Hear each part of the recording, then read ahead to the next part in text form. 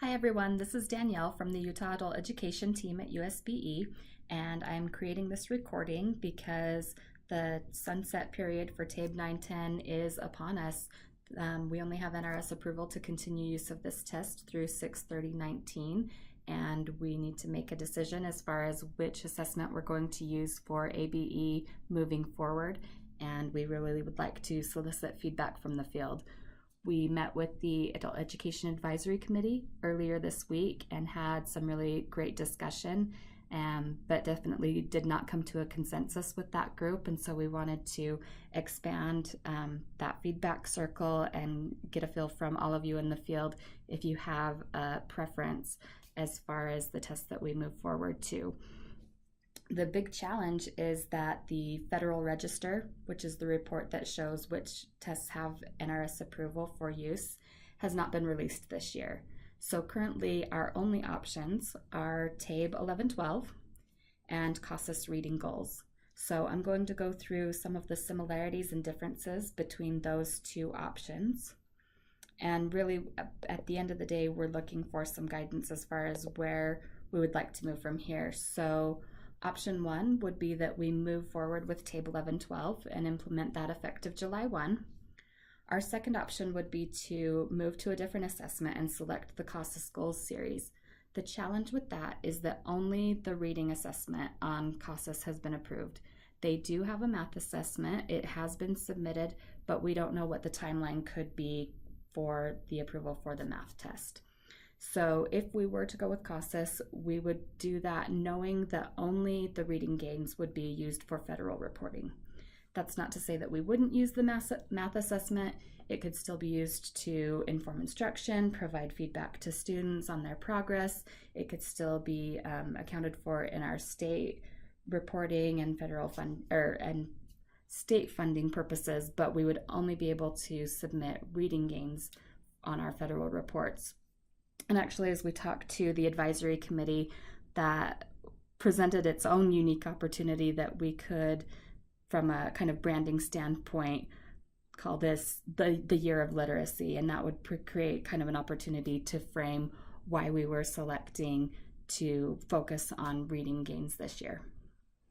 Option three is to just keep holding, see if the Federal Register is released and if we have additional options beyond these two.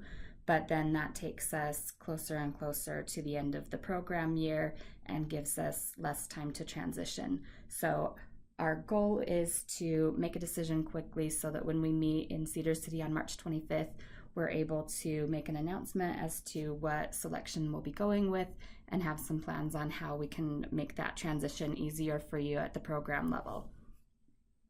Our fourth option is to amend our state policy to accept any NRS approved assessment. And that would mean that you could use either TABE 1112 or the CASAS reading goals or any other tests that came on as we move forward from this point in time. That would allow programs to research the different assessments on their own and figure out which one is going to best suit their needs. So there's some pros to having that local control. Some of the concerns that came up in the advisory committee regarding option four really surrounded the transience of students between programs. We do currently have two options for ELL students. They can use the BEST or the CASAS, and we've had students moving between programs, which in our new version of Utopia is a little bit cumbersome. So if a student is pre-tested in CASAS, they would have to post-test in CASAS. If they pre-test in BEST, they post-test in BEST. And when we have students that are moving between programs, that becomes challenging because then when they move to the new program, their 40-hour clock starts over again and any previously accrued hours would not count. So that's been a challenge and something to consider if we were to select more than one assessment. The other argument that came up in favor of a single assessment was that we would be essentially speaking the same language, and it would be easier to facilitate training and professional development around test administration procedures. So I wanted to go over just some of the similarities between TABE 1112 and the CASAS series. Both are aligned to the college and career readiness standards. They go along with the new NRS level descriptors. So either way, we're going to be ramping up our instruction. We're going to see a new level of rigor on both assessments. Both have online as well as paper-based options. Both have an online system that can generate student outcomes. Both have free training that's online for test administrators, so you can train people as they come on board. Utopia would have the ability to import data from either system. That's already integrated with TABE 1112, and they're doing that for other states. We could do the same with CASAS. They have their own online system that we can work out some data matching. The really exciting piece of either option there is that when you use scannable answer sheets for the paper-based option, that goes into their online platform. You can generate those student admin reports, and that could also data match. So we could potentially eliminate any manual test entry into Utopia. So that's really exciting, and that's a potential benefit to either exam. And both could be administered either individually or to a group. So as far as the administration and those considerations, really fairly similar, but there are some differences. One of the biggest differences is in the time to administer the test. So with TABE 1112, they have increased the time on the locator, so it's a 120-minute locator. And then you have your reading, math, and language assessments, and depending on which subject, it's anywhere from 60 to 120 minutes per subject area. So a full administration would be about 6 hours. Of course, that's actually going to vary by the student. Many students aren't going to take the full allotted time, but if you're doing a group administration, you would have to make sure that that was a possibility for them. On TABE, there is no longer a battery versus a survey. There's only a single option, and they've combined the math, computation, and applied math, so there's just the 3 subject areas that would be administered. For CASAS, there is also a locator. It's a 30-minute locator, and they have 2 subject areas, so the reading, which we would use for our federal reporting, and math. They also have a language test that's in development, so that could come online at some point potentially, and then we would have to determine whether we wanted to add it or not. But currently you'd be looking at a 30-minute locator and 75 minutes per subject for the reading and math. And that's for the upper levels. The lower level students, it's actually 60 minutes. So depending on which form of the test you're giving, it could actually be 2.5 hours versus the 3 hours to administer the full test. Both have the option to do online or paper or pencil testing. One thing that was interesting about CASAS was they also had a desktop option. So the cost surrounding that would be $195 to set up your first computer, and then $45 for any additional computers. But that desktop option is a standalone, so you could do an online or a computer-based administration without being connected to the internet. So that could potentially be a useful option in correctional settings. The challenge there would be that you would still have to do manual data entry into Utopia, because without being connected to the internet, we wouldn't be able to provide those data matches. There are other differences to consider in regards to the cost. With TABE, doing the online test is $3.55 per administration per subject. So if you're testing a student in all 3 subjects, you're looking $11, $12. For CASAS, that's a little bit less, $2.85 per subject.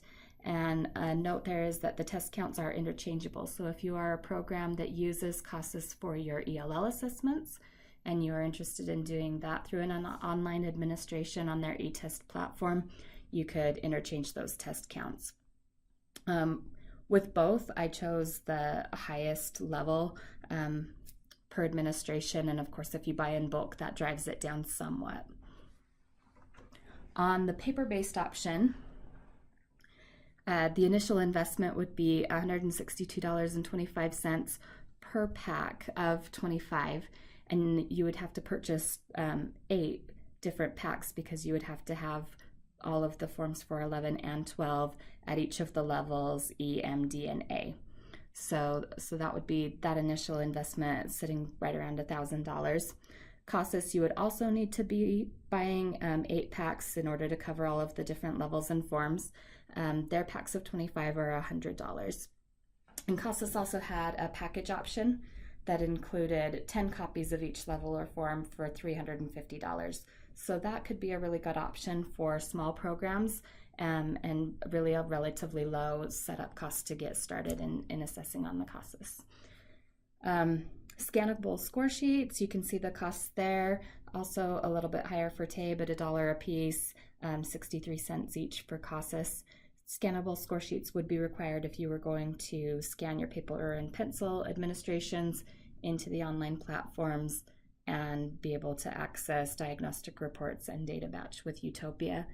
If you did not want to do that and wanted to continue doing manual test entry into Utopia, you could use reusable score sheets, as many of us currently are. Some other considerations that came up as we discussed with the advisory committee is that some programs have plenty of test counts available from TABE 910, and those would roll over to 11-12. But if we were to go to another assessment, that would be a financial loss. You would just lose those if we were to transition away. It was asked how accessible different test prep materials would be. Many of the publishers do have TABE 11-12 materials, but CASAS is also widely used, so I don't think it would be particularly challenging with either one to find test prep materials that were directly developed to help a student on that assessment, but both are also designed with the college and career readiness standards in mind. So as long as you had standards aligned curriculum, you would be fine using all sorts of different instructional materials. So I don't know that that creates a huge barrier regardless of which assessment is used.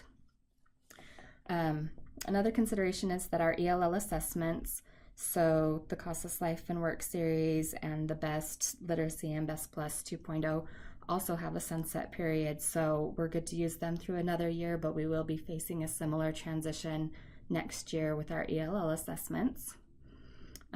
We talked about the responsiveness of the vendors, and this is somewhat anecdotal, but speaking from my experience, when TABE moved from CBT to DRC, the level of responsiveness from the vendor decreased. And so that's been somewhat challenging even at the state level. And so I don't know what that's been like on a program level when you've reached out to get customer service and support from TABE, if you've gotten the level of support that you've needed. With CASAS, my experience so far has been pretty good, but that may be because we're a state, we're looking at a new assessment, that could potentially be a big sale. So that could influence it, but so far my experience has been good with them. And we could also look at some of your programs are using CASAS for ELL, and so you may be able to provide feedback to us as far as what your experience has been working with them as a vendor. We also had a program that brought up the ease of navigation on the online test administration platform. We do have many programs that use CASAS for ELL testing, but pretty much all are doing that paper and pencil based. Down in Kane, she talked about using the eTest platform and that it was just challenging to navigate, not super user friendly. And so that's a consideration. And I know several programs are using the TABE Insight to do online administration. So if you have experience using either of those online platforms and want to give us some feedback on what that experience has been like, what some of the pros or cons have been with their different platforms, we would love to hear that feedback. And another consideration is that we could do single subject testing on either option. We really, with CASAS, would have to do reading assessments with all students because that's what we would be reporting federally. But if we were to go with TABE, we could still do single subject testing, which would eliminate some of that concern around the time to administer the test. So we could leave that open to programs to determine whether you wanted to test students in reading, language, or math, and then you could post-test them. So that creates an option too, and hopefully it helps eliminate some of the barrier there.